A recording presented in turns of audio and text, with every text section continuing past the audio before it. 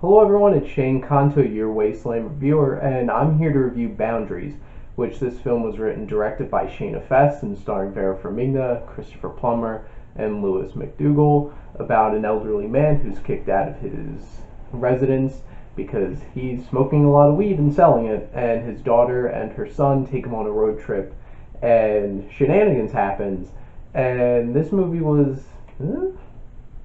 I saw the trailers for this and thought, well, this can be a really fun, quirky, interesting film, or it could be just another one of those indie films trying to be super quirky because that's what indie films do, and it kind of leans more towards the this thing thinks it's a little more clever than it actually is.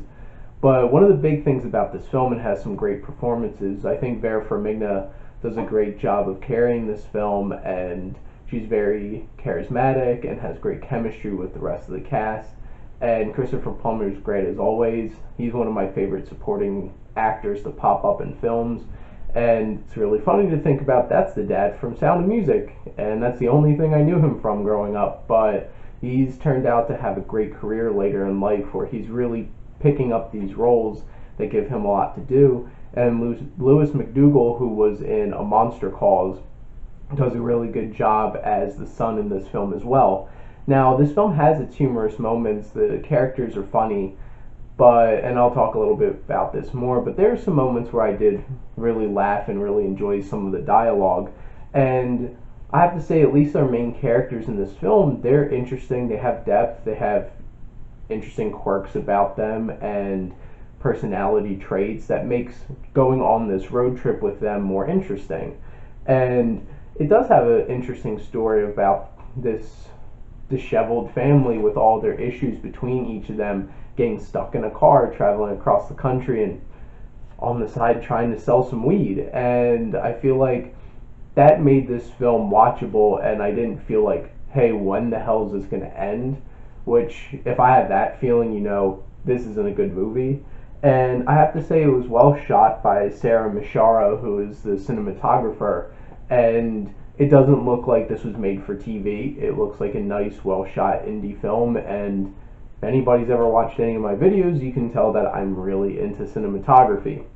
Now the negatives. This movie has some tonal issues, and that's the first thing that pops out to me, is that it tries to balance all these emotional moments and humor, and awkwardly placed really serious moment, one in particular, I'm not going to spoil it, but it's just like, what the hell's going on here? And I felt like Shayna Fest, who I'm going to mention throughout these negatives, who's the director, I don't think had a very good handle on the film and making this as smooth as it should have been. And there's parts where I feel like the emotional moments don't really hit as impactful, and I feel like some of that has to do with the dialogue, that it's like, it's like that this is too clever, and the dialogue feels unnatural to the point where it's like, I'm trying to be so clever and edgy that it's just like, that doesn't sound like somebody would actually say that in this kind of situation. And a lot of the supporting characters just come in and out of this film for a couple minutes, and there's not a whole lot of depth to them. They just pop in and out, and they put a lot of big name people in this and sell a lot of big name people. And like, Peter Fonda's in this for like, what, 3 minutes, honestly, and Christopher Lloyd has a couple of minutes, and it just kind of doesn't really focus on those other characters and really do much with them. They just feel like, we need to extend this movie and make more stops along the way. And it feels like some of the moments that like pop up in this film are not meant to be in this film, or wasted. It's just like they could have been completely cut from the film.